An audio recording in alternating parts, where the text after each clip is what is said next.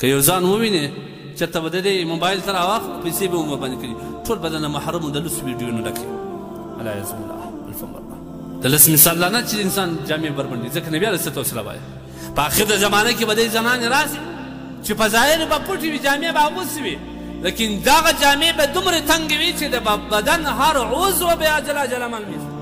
او یا دومره به نازکې وي چې د دې جامو لاندې به د دې د بدن جوړښت ټول معلومېږي دا ورڅه غزلو ویډیو چې د ځوانانو سره په موبایلانو کې ورسره دي ته دې ته وګوره تا خو دا فکر نه وکړي چې دا زما عقیده راخرابوي بیا دومرې دا زما د معاشرې ځوانان یې دومرې واړول نه د عالم په بیان راوګرځېدل نه د قرآن په تلاوت راوګرځېدل نه پنځه وخت لمنځو باندې راوګرځېدل نه د علماو په دعوتو باندې د هرې لارې چې راوګرځېدل نه راوګرځېدل په اخر کې د دغه ماحول کې ځان واچي خپل ښځې ته وایي وایي ته باید دا رقم کالي جوړ کړې لکه دا ویډیو کې چې دې ښځې جوړ کړی دی دا ماته ډېر خوند راکوي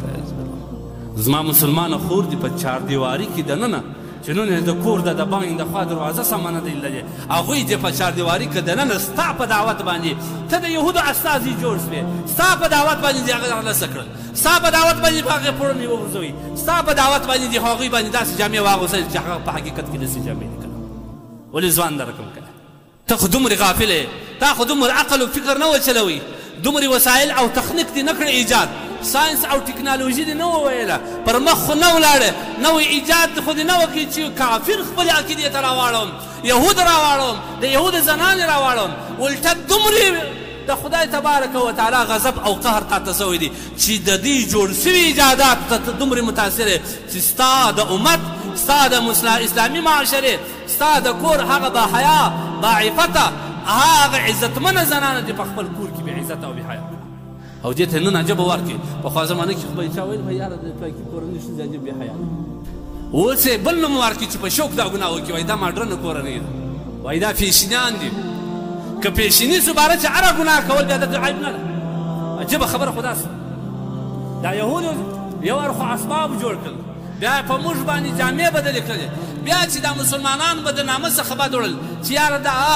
عیاش پرستو پخوا زمانه کې به خلک ورته وایي دا عیاشان دي دا بې حیا دي دا فاسقان کورنۍ ته څه کوي سر اوس یې دې ته نوی نوم ورکړي هغه ځوان چې خپل ژیړو برېتونه یې دواړه خریلي نیکټایي یې اغوستي پتلون او شرط یې اغوستي د هغه ته یې نوم نوی ورکړي وایي دا نوی فیشن والا ځوان دی هغه ځوانکۍ خور چې هغوی خپله باستر او باحجابه جامه وغورځي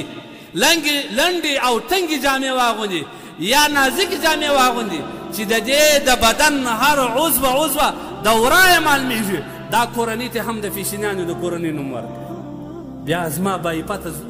هغه صحرایي هغه باحیا زنانو خود ځان جوړول غواړي کشکې زم بېشینې زنان پخوا خو به نوم بد و هر چا به ځان ځینې کتئ اوس یې نوی نوم عزتمن نوم ورکړي